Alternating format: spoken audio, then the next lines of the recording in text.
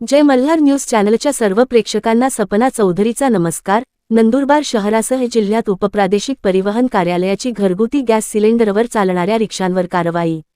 नंदुरबार शहरासह जिल्हाभरात घरगुती वापराचा गॅस सिलेंडरचा वापर रिक्षात करणाऱ्या रिक्षा चालकांवर उपप्रादेशिक परिवहन कार्यालयाच्या पथकाद्वारे आज सकाळपासून कारवाई सत्र सुरू करण्यात आले होते।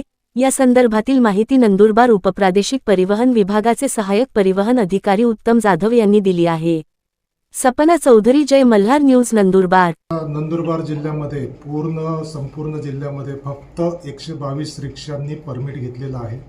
बाकीच्या सर्व रिक्षा या इलिगली चालतात आणि आमच्या तपासणीमध्ये असं आमच्या निदर्शनास आलं की हे सगळे अवैध घरगुती गॅस वापरून हे वाहनं चालतात। हे अत्यंत धोकेदायक असून याबाबत ग्राहक दीक्षांत कल्याण फाउंडेशन यांनी हे दिल्लीचं फाउंडेशन आहे आणि यांनी माननीय जिल्हाधिकारी, माननीय पोलीस अधीक्षक तसेच RTO आणि माननीय प्रधान सचिव यांच्याकडे याबाबतच्या तक्रारी केलेल्या होत्या।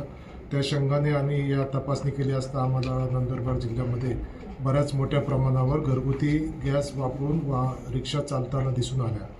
याच्यामध्ये बऱ्याचशा रिक्षांचे कागदपत्र अपूर्ण आहेत।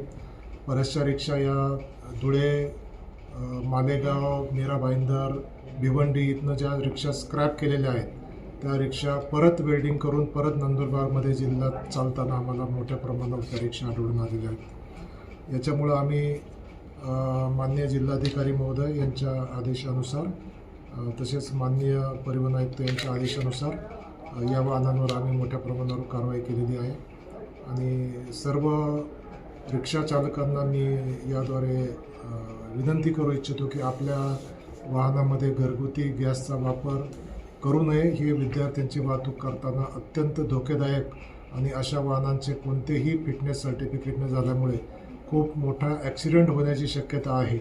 याच्यामध्ये रिक्षांमध्ये जे लहान लहान मुलं शाळेमध्ये जातात त्यांच्या जीविताशी हा खूप मोठ्या प्रमाणे याच्यामुळे धोका येऊ शकतो। म्हणून मी सर्वांना आवाहन करेन की तुम्ही अशा प्रकारचे वाहने वापरू नका। ही बातमी आम्ही पण बघितली आणि आम्ही ताबडतोब अशा वाहनांवर त्या महामंडळाच्या वाहनावर आम्ही कारवाई केलेली आहे आणि त्या वाहनांना आम्ही मेमो देऊन डेपो मॅनेजर नंदुरबार यांच्या निदर्शनास ही बाब आणून दिलेली आहे आणि त्यांना सूचना दिलेल्या आहेत की आता यापुढे अशा कोणत्याही प्रकारचे वाहन रस्त्यावर धावणार नाही याची काळजी घेण्यात यावी, अन्यथा ST महामंडळावर पण कारवाई करता येईल।